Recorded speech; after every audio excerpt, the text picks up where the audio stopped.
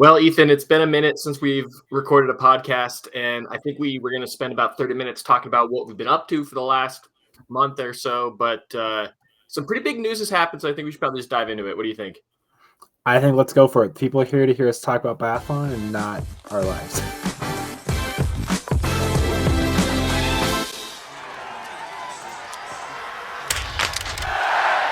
Ethan, Campbell Wright, 2 times silver medal at World Championships.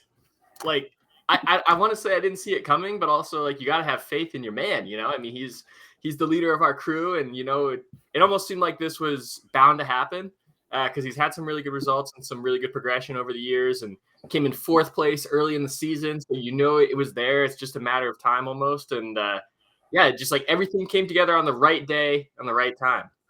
Mm-hmm. Like you said, you knew this was coming at some point. You've seen the success previous years when he was a junior, when he was a youth. You were kind of just waiting for him to break through at the senior level. Like you said, he's had good results in previous years, and earlier this season, but a podium on its own would have been a dream come true this year. But have 2 podiums, 2 silvers at World Champs when it matters most, when everyone is fighting for those medals. This is the pinnacle of the season for everybody. I think just speaks volumes to who Campbell is, the U.S. team. Kind of, they've put all their cards forward, and we're seeing it pay off. Yeah, absolutely. I think it's crazy to think that he's 22 years old. So I mean, he's got I feel like so much ahead of him. I feel like in cross-country skiing and biathlon, because it's such an endurance-heavy event, you don't normally see athletes really peak until maybe their late 20s, early 30s.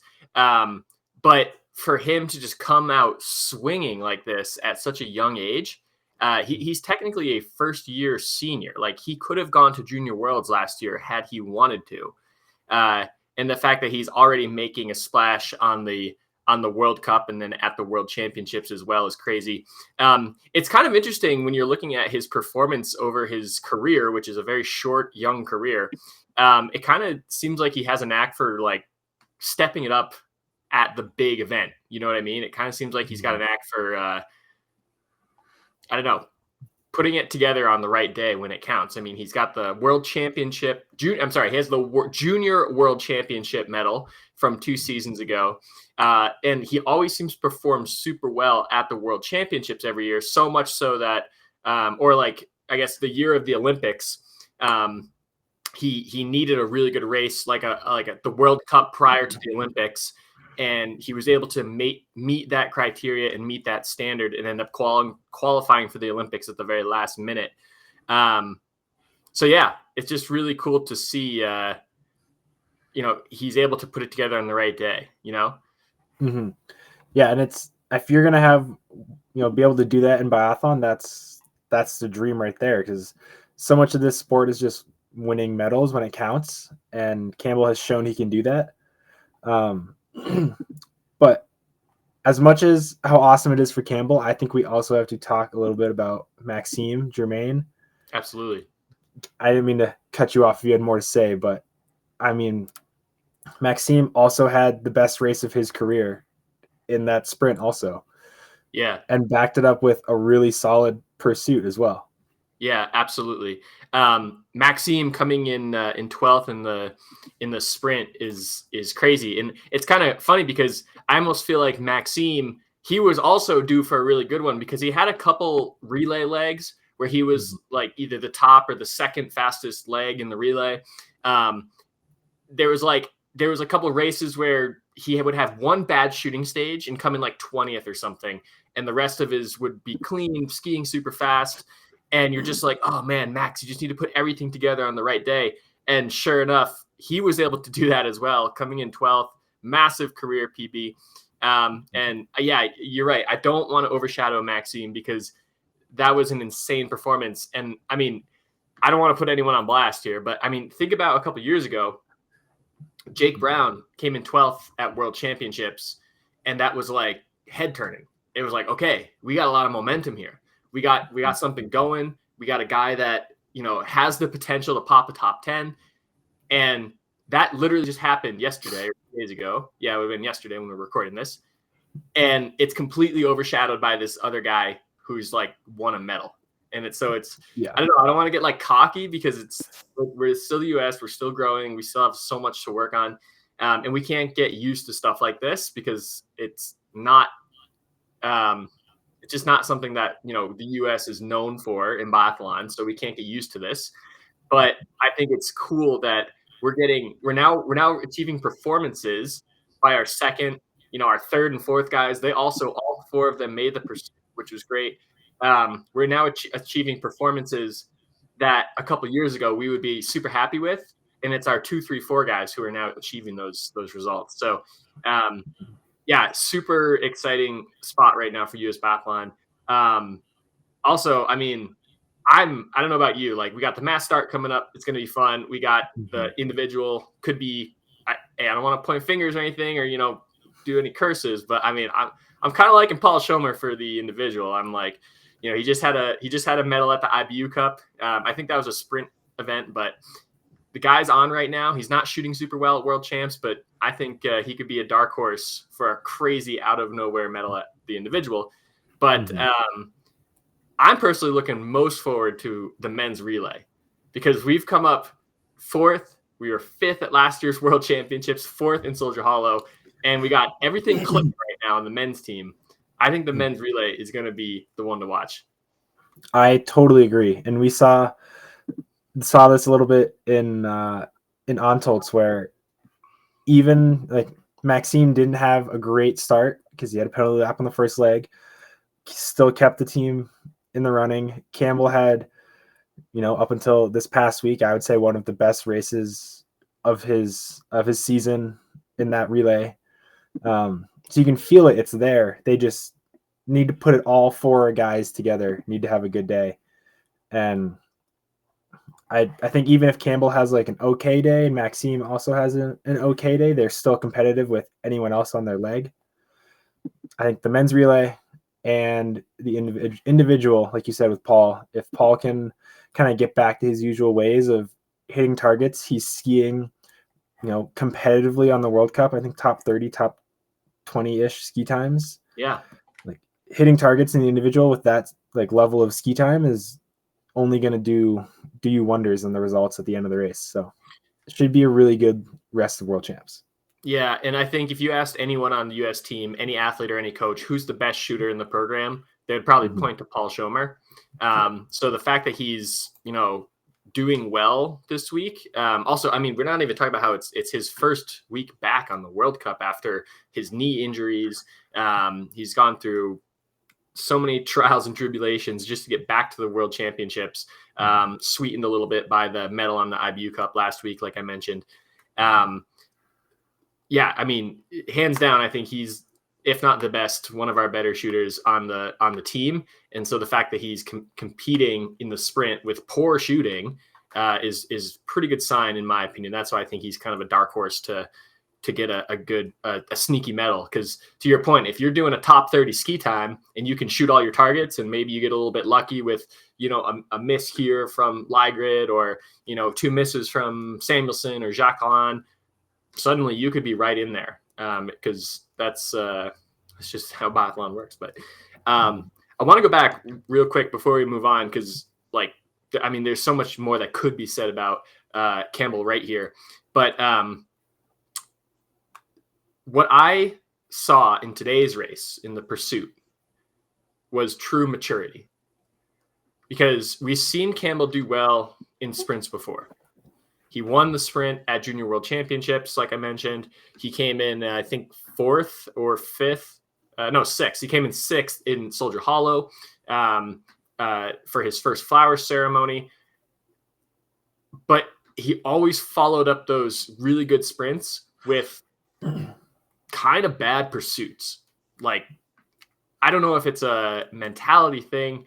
This is my personal opinion, because I was there. I was the coach for his World Championships, his Junior World Championships. I think he was so excited, and the weight was just taken off his back after he won his medal in the sprint. I think he was a little bit too relaxed in the pursuit, maybe.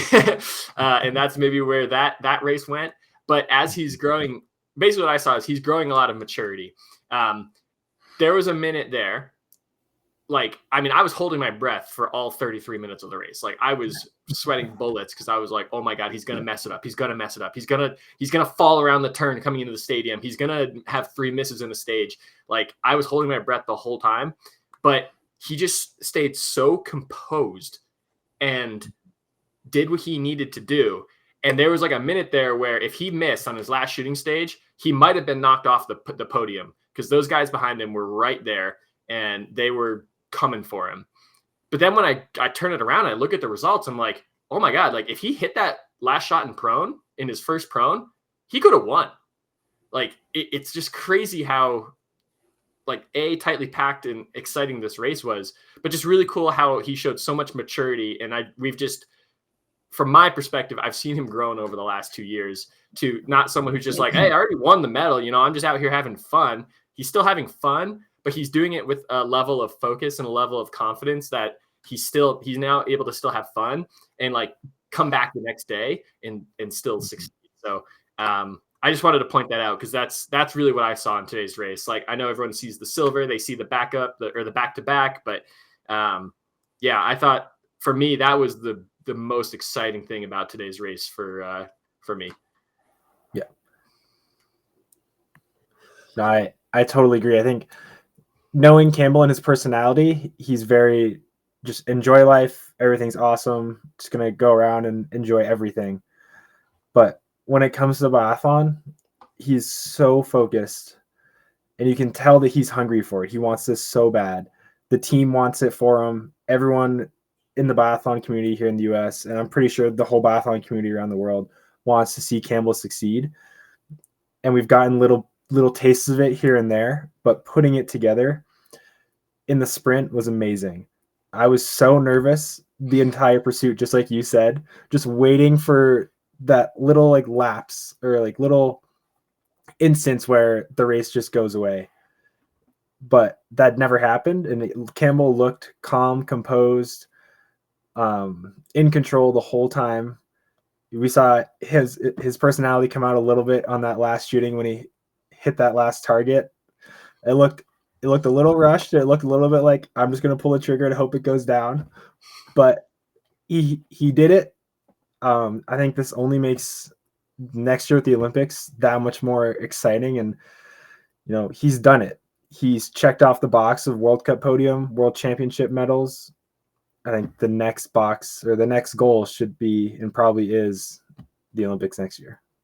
Yeah, I mean, like we're not even going to get into the business side of biathlon here, but I mean, what these medals do for U.S. biathlon going into the Olympic year is insane because so much of the funding, so much of the support that you get from the U.S. Olympic Committee comes from what are the chances you're going to win a medal? And if you have, you know, I don't know, if you have Michaela Schifrin on your team and it almost is like a shoe-in for 4 medals or for however many competitions she does, yeah, they're going to push some money towards you. If you have an athlete who's like kind of on that bubble, like Campbell, it's like, hey, not only are we trying to go for our first medal, but we got a serious guy who's like now literally proven that he can do it. Boom, here comes a ton of money. Let's make it happen.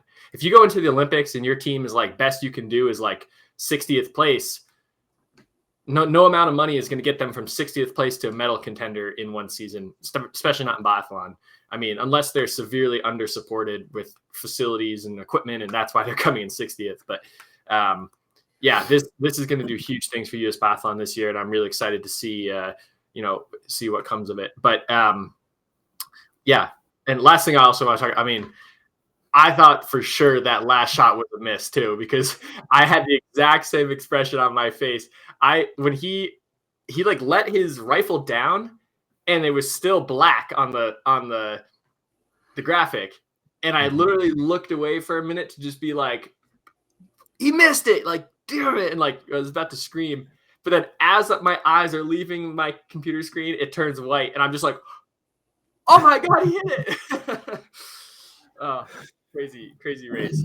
But and the craziest thing also, like this is 100% an American biathlon fan experience, is I watched that race in bed because I woke up to watch the race. I'm not at the bar with all the fellow biathlon fans, like other sports.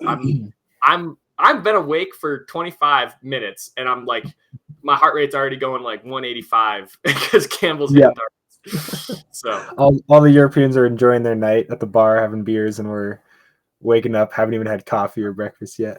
Yeah, absolutely. Oh man. All right, let's talk about some other things because this has been a pretty exciting World Champ so far.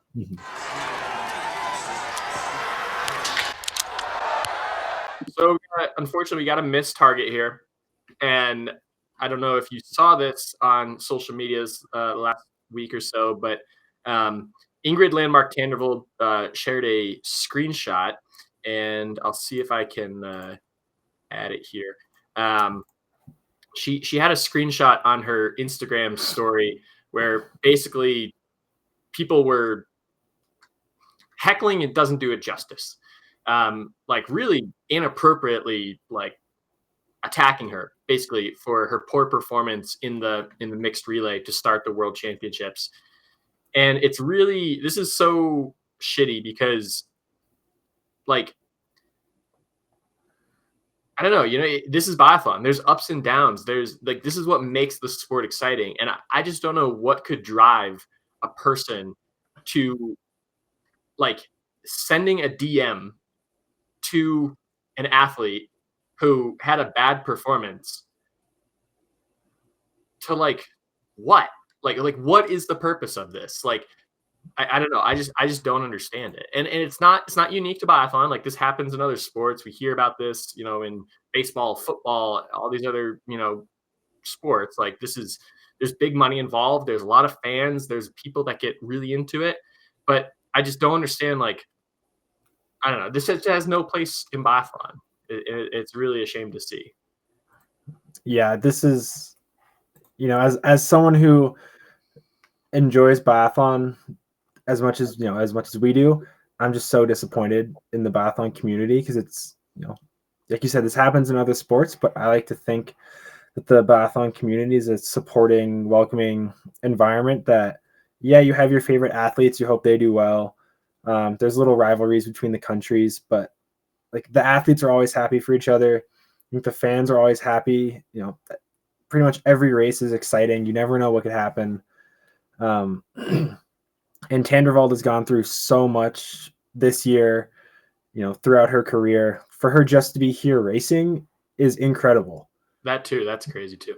And like, it just hurts to see someone who has put so much into this. And I know this season has gone nowhere near how she would have expected or hoped it to go. The team has been there to support her. All the athletes have been there for her. And athletes have bad races. If you look at the mixed relay results, like, yeah, she didn't have a good leg, but it wasn't bad enough to put them totally out of the race. Like, they still finished fourth. And like, if you're going to have a bad leg, it should be the first one. But it's just really sad to see stuff like this happen. Yeah. And I don't know, like, I know in the US, at least, sports betting is huge now. It's on the rise. It's taken over my social media. Like like when I see sports content on social media, they're not talking about the results or the scores anymore. They're just talking about like the odds. And even like ESPN, which is like, our nation's leader in sports coverage, they're not even reporting on sports coverage anymore. They're just sharing odds and stuff. And like, I don't know, I can see someone having a reaction like this if like they put like $100,000 down on Tandrevold to shoot clean or something like that, and she didn't, and you're like totally upset. But that still doesn't like give you the right to like attack her that way, Like I guess in this situation, I understand the like that would drum up a level of emotion that you would want to do something like this or attack an athlete like that. But that doesn't make it okay even if that was the situation. So yeah, I just don't know like what this person was trying to get out of this. I don't understand when people get so like, I mean, talking about emotionally invested, like I would say I'm pretty emotionally invested in biathlon. And had Campbell missed that last shot today and come off the podium or fell off the podium and missed that second silver medal, yeah, I would have been upset. I would have felt bad. But there's not a single piece of me that would have like reached out to him to tell him that like he messed everything up or like it's all his problem and start like calling him names and like swearing at him and stuff. Like I just don't understand it. But yeah, and you have a good point there too. I mean, Tandrevold's gone through hell this year. Like she underwent heart surgery in I think late December. She underwent heart surgery because she's having, like basically like afibrillation with her heart. And so it's like just the fact that she's there is insane. And okay, she had a bad performance, but she's skiing with the best of them in the world. And she was on a team that came in 5th or 4th or whatever. Yeah, 4th place. Like, I don't know. It's just insane. But let's move on to happier thoughts because that's insane.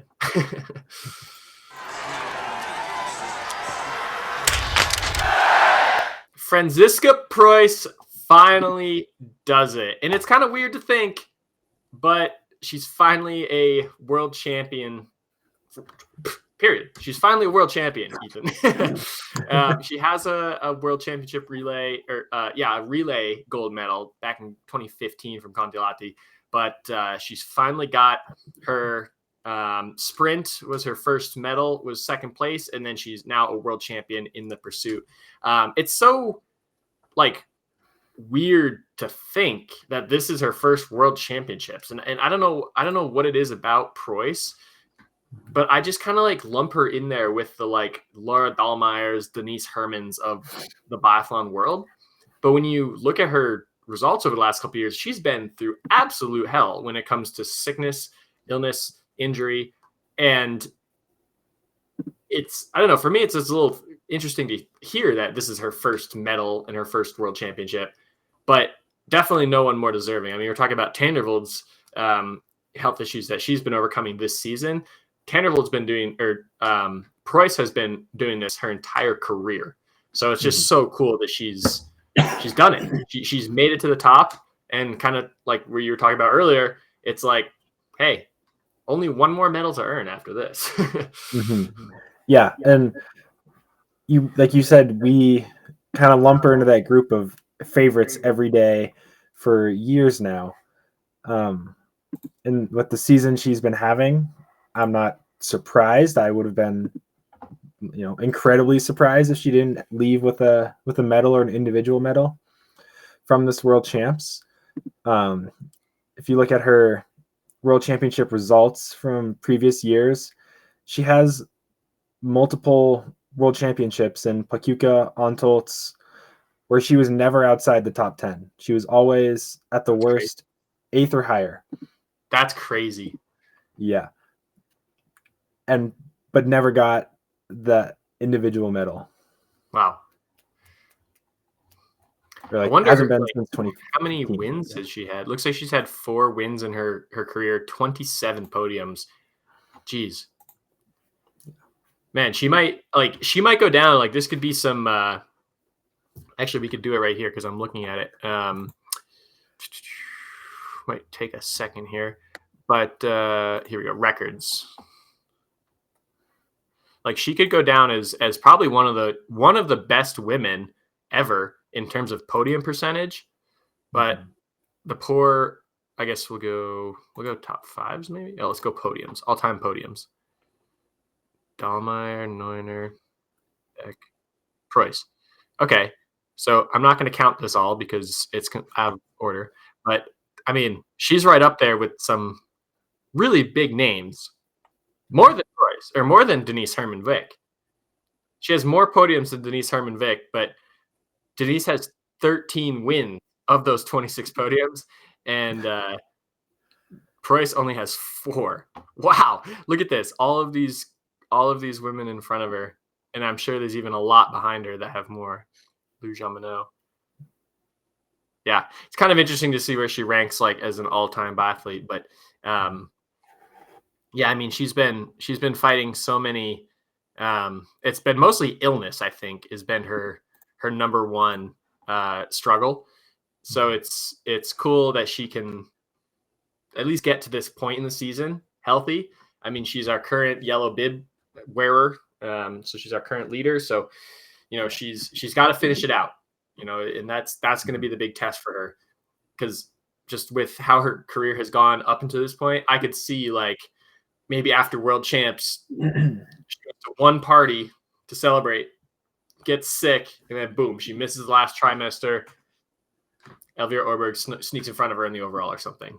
Like I would still be on my tiptoes if I was the German Federation and if I was Preuss. I would be like, hey, we got basically one more month, a month and a half, because we're mid-February right now, a month and a half more. Wear that mask, stay safe. Like, let's get through the season. Let's just finish this out strong. Yeah.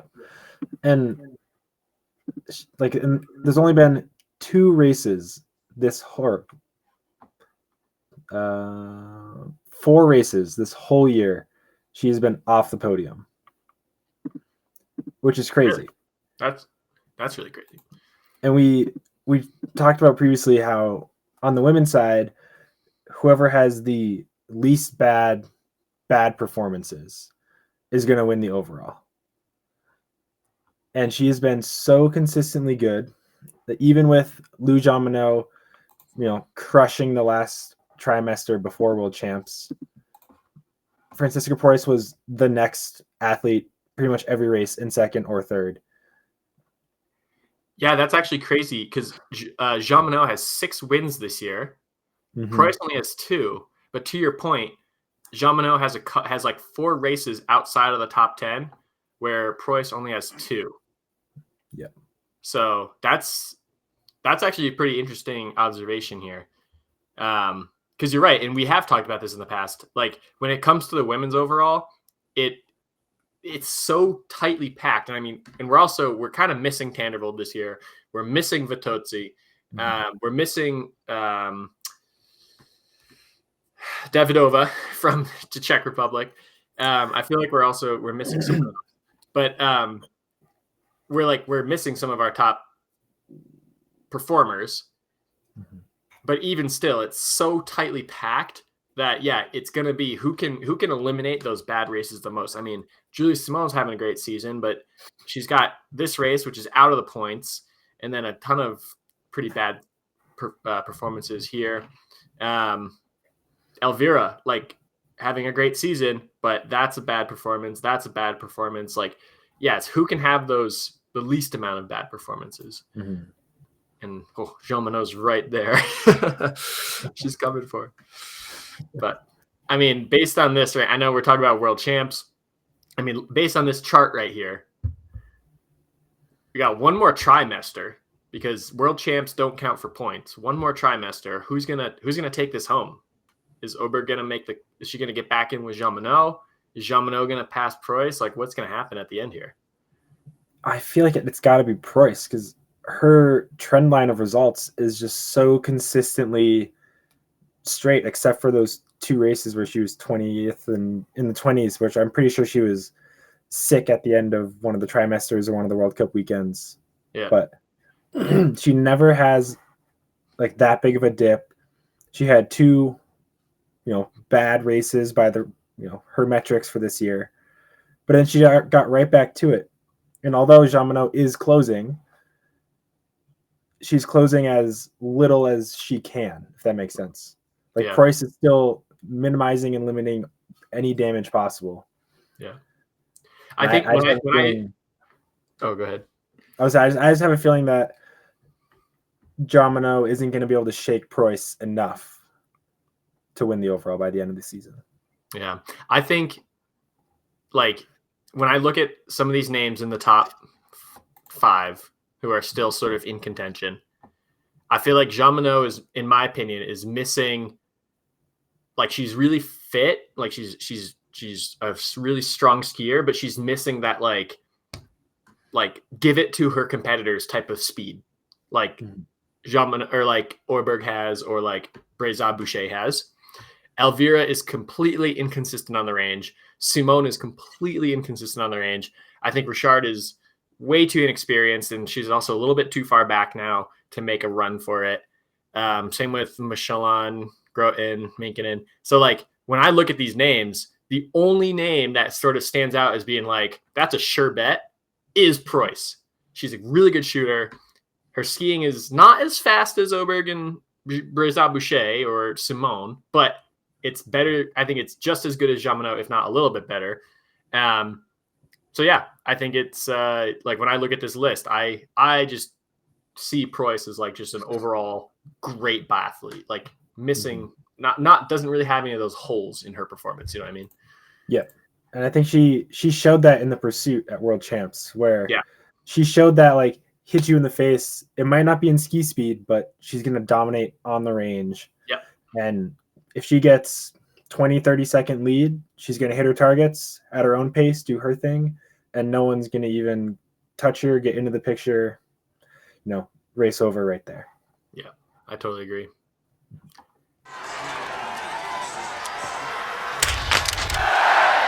All right. So, I mean, we've been so caught up in Campbell Wright, being the GOAT of American biathlon this week. we have totally sort of ignored the fact that Johannes Tinges Bö has become, I don't want to say he's become, because I think the debate is still there between him, Bjorn Dahl, and Fourcade, but Johannes Tinges Bö has pretty securely cemented himself as the best performer at World Championships, at the Biathlon World Championships. He's now got 12 wins, which surpasses Bjorn Dahlin and Fourcade, who have 11. Actually, I can share my screen on this one as well. But then he's also got a ton of podiums as well. Not as many as Bjorn Dahlin, but he's got way higher podium percentage, which is pretty impressive. So I mean, it just kind of it begs the question here, Ethan. This is Johannes Tinges Bö the GOAT? It's hard to argue with some of those years where he won like 19 races, and you would, I think, if you were betting on him to win, you were going to lose money, because he could win a sprint with 2 misses, which is crazy to think. And like, yes, this year hasn't quite been as luxurious. He lost the yellow bib in Antolz. To be frankly honest, he did not look good in Antolz at all. Like, he would set the fastest lap 1 time, and he'd still have competitive ski times, but come like the last lap, he looked just like your average World Cup skier out there, not this godly skier who could take 20, 30 seconds out of anyone on a lap.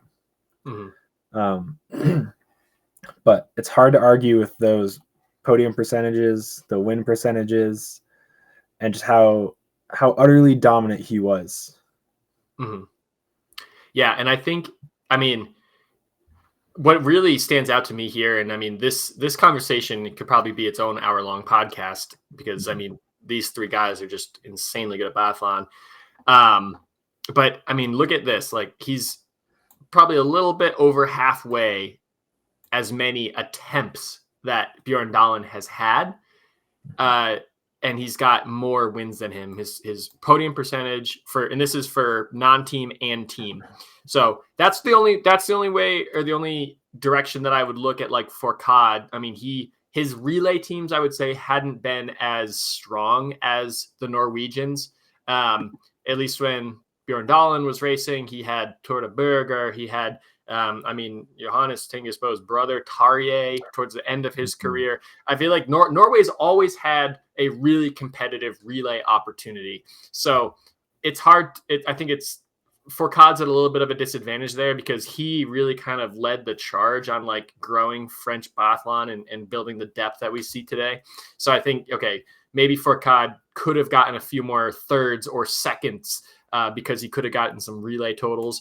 But in the non-team event, like even this, they have basically the same amount of races, and they've got basically the same amount of wins, but Johannes Tingesbo has a few more podiums. So I don't know. It's just really, really cool to see, like, witness this history in action.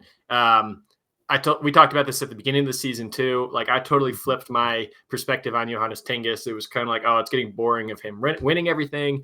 Now I'm totally on the side of like, I want to see him win, except for when he's beating Campbell Wright. I want to see him win because I want to see, history in the making.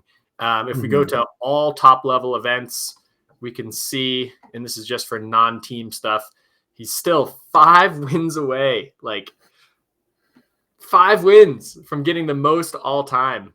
And there's actually a moment at the beginning of the season, I thought he had this for sure. Cause I think, if I recall correctly, we came into this season like 7 wins away or something like that. And to me, it almost seemed like, oh, it was, this was like a no brainer. Like, oh yeah, he's totally going to get 7 wins this year. That's no problem.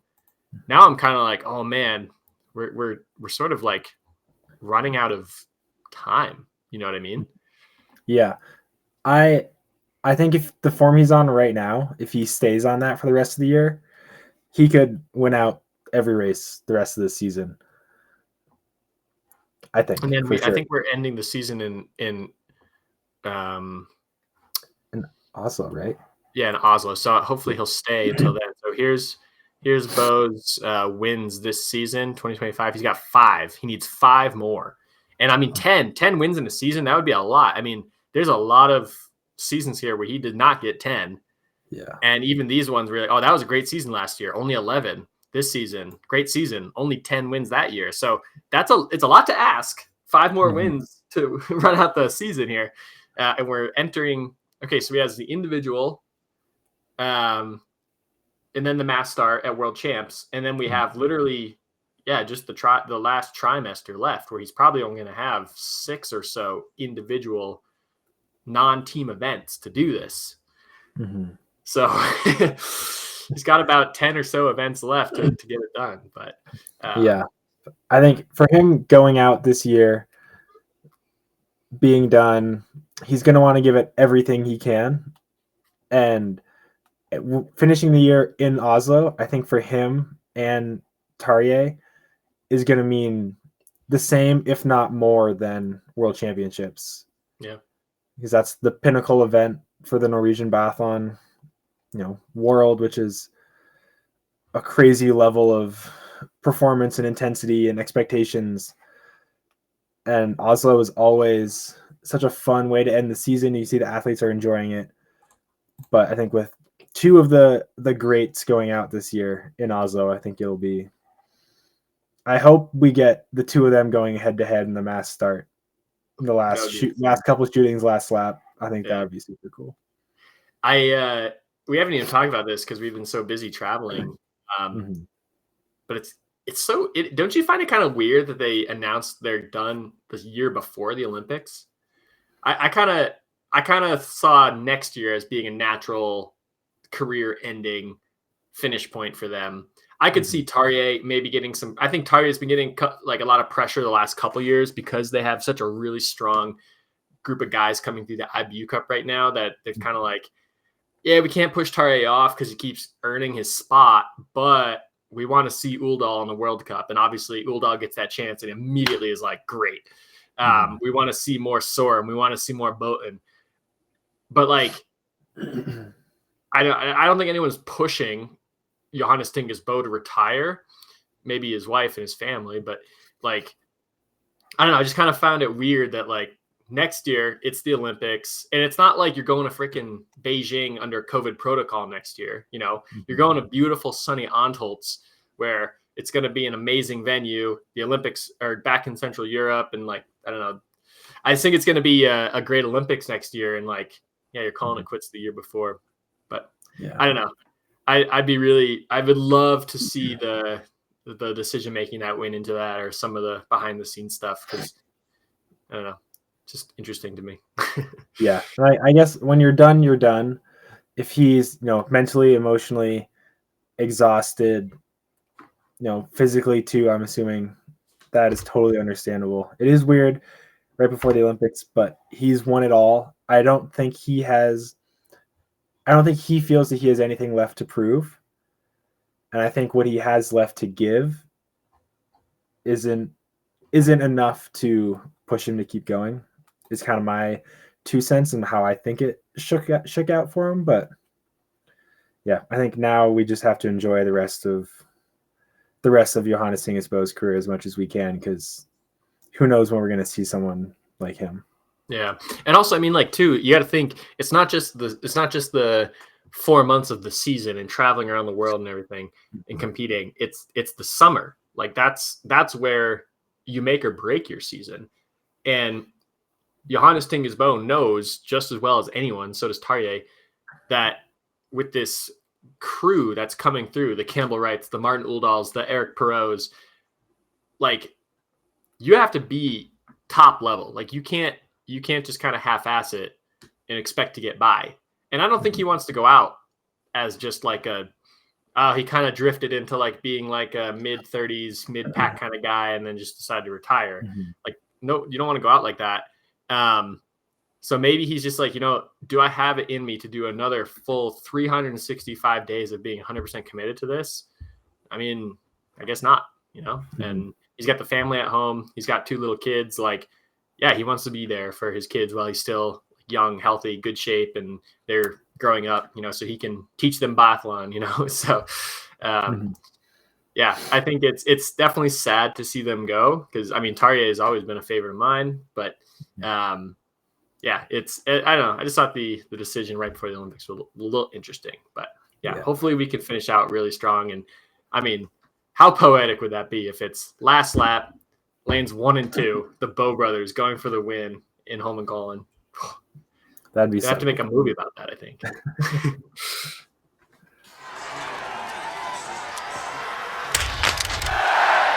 All right, let's go back to day number 1 though. On the oh, I guess we went out of order. Sorry, I'm looking at my sheet now, and I realized we were going to talk about Preuss at the end. But anyway, let's go back to day number 1, shot number 5. The single mixed relay, not single mix, the mixed relay was pretty awesome. I mean, like, I think this event is really cool because not every team can have the depth to put together a strong team of 4 men or 4 women.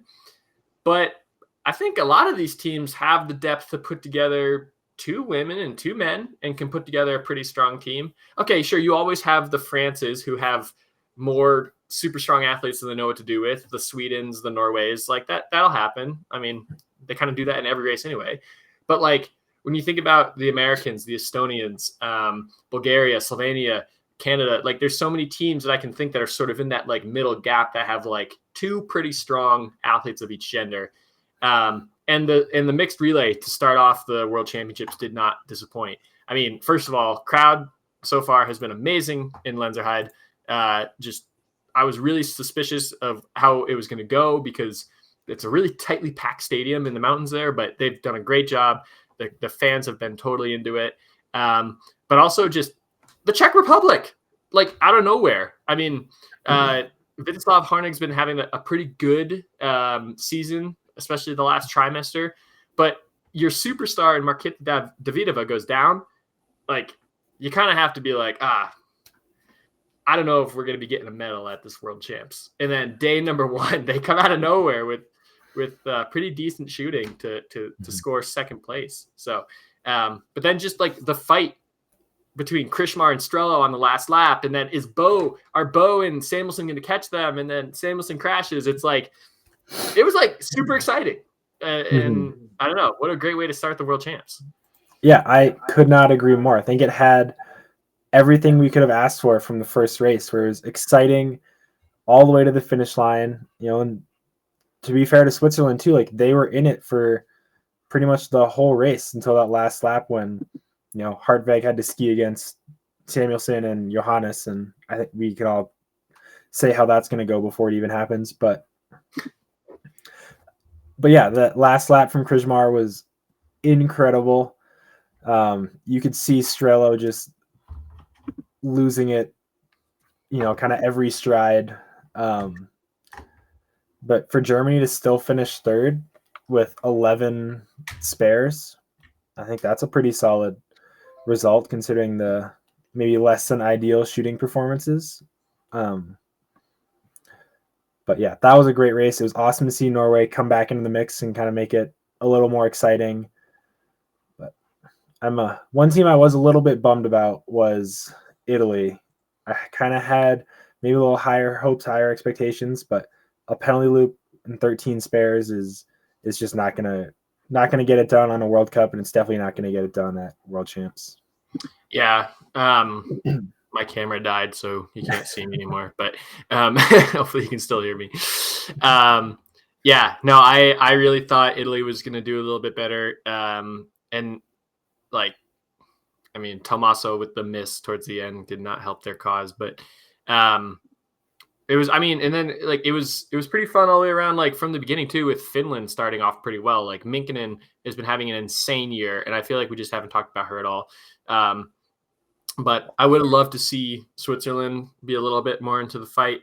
Obviously, they're under a ton of pressure being at the home world champs. But yeah, no, I thought it was a great way to start off the world champs. And I mean, France like slapped everyone, which kind of like if it comes to those big three, Sweden, Norway, and France, I don't know. I kind of like it when France kind of gives it to Norway a little bit. And I love in the men's on the men's relay side when Jacqueline's like taunting the Norwegians by, reminding them how many relays the French men have won. I don't know. There's something about it that I really like, the rivalries, the competition. I think it's pretty good, but yeah, I hate to see Sebastian Samuelsson fall on that last lap. And the other thing too was I was reading a little bit about it on social media. There are some quotes from the Norwegians, Johannes Tinges Bo included, like talking about a potential for like a yellow card or something like that to Samuelsson for his fall, because like apparently when he fall, that ruined Johannes Tinges Bo's chance of catching Strello at the end.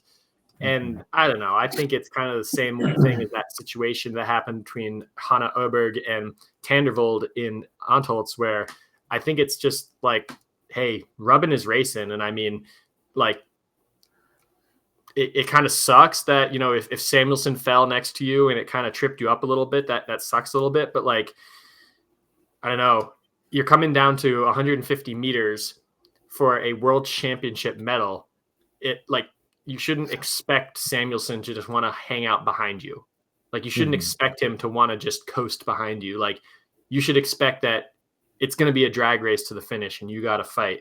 And also it's not like he fell and like completely took Bo out.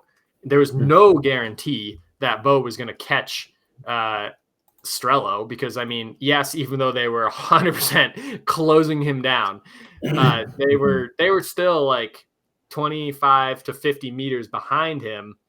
And then they were in the final 100 meters of the race. So like it would have had to have been a heroic finish. And Johannes Tinges Bo, for as great as he is not known for his last 100-meter finishing sprint. So if anything, I would have loved to see Samuelsson get that chance to just go drag race to the finish to see if he could catch Strello. But I don't know. They were like calling for like maybe the IBU implementing some sort of like yellow card sort of system. I don't know. I think it's all crap. There's, should have been there a K ago if you really felt that it was going to come down to the wire like that. But yeah, no, what a great way to open up the world champs. Yeah, with that, even if Seb stays on his feet, I think Seb beats Johannes to the finish line. So if anything, him falling helped the Norwegians get fourth instead of fifth. Yeah, I do think maybe Seb, he would have really pushed Strello. I think it would have been really close, but we're never going to know what would have happened. And the crash was all Seb's fault. It didn't look like Johannes kind of impeded him in any way. He just got a little bit too much on his inside ski. You're doing some funky things with the camera. I know, sorry. I'm just playing around with it. I lost my train of thought. But yeah, the mixed relay I think is a fun race to start any World Champs, Olympics major event, just because it, like you talked about earlier, it does give pretty much every team a better chance of success. And like if a country like the Ukraine, Finland, US, Slovenia, if they have a good race, you're surprised and you're happy for them, but you're not that surprised in a way because it's their top 2 women and their top 2 guys, and pretty much every team has pretty good options in those 4 spots. I think it gets everyone excited. It's a good warm up into it. There's pressure, but it feels like it's more fun. Let's get through the first one, shake it out, see who's in form, see who's not. I don't think there's a ton of pressure to necessarily go out and win that race per se, but all the athletes, like you saw with like Ligrid, could have just sacked it off and coasted through, but him and Johannes both had the fastest legs of their respectful 3rd and 4th legs. But what a fun race to kind of start the weekends or the 2 weeks off. Yeah, and definitely shout out to those guys. I mean, with the penalty loop by Tandrevold, those guys easily could have just been like, we're out of it, Mm-hmm. But the fact that they fought back and even put Norway into medal contention, like, that's insanely Mm-hmm. impressive. Yeah, and good one for Kirkheide too. I mean, 0+1, really good. Mm-hmm. For sure.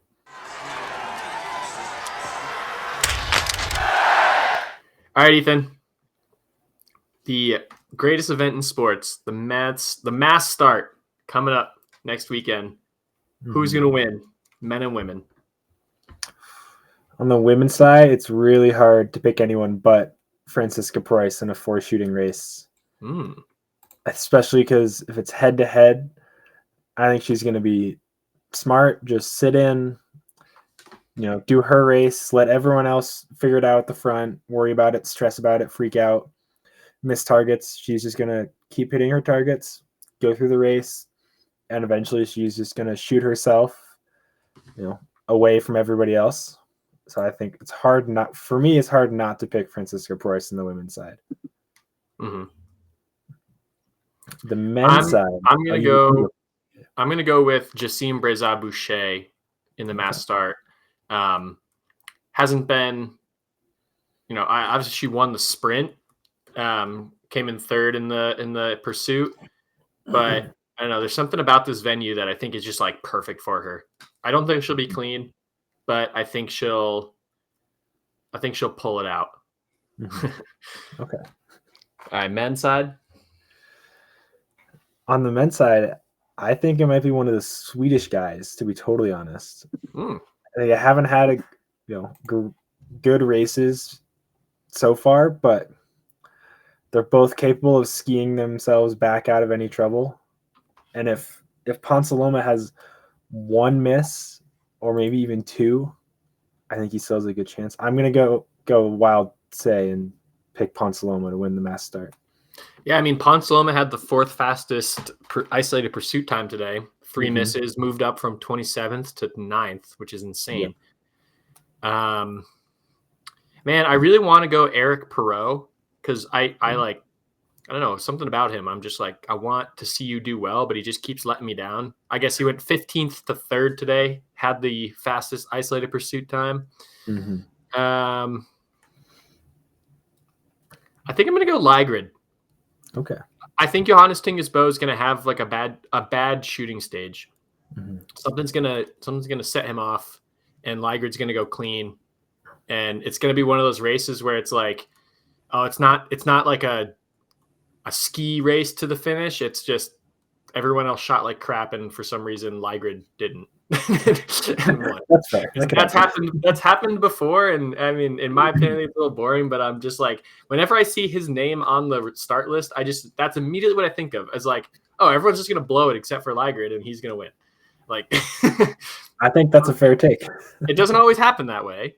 Actually, more times than not, it doesn't happen that way. But for some reason in my mind, when I ever see his name, that's what comes to mind. So, but all right, well, we'll see. Maybe we'll meet up next week. I'm going to Sweden for Junior World Championships on Wednesday. So if we meet up next week to recap the second week of World Champs, I'll be doing it from Sweden. But yeah, we'll see what'll happen.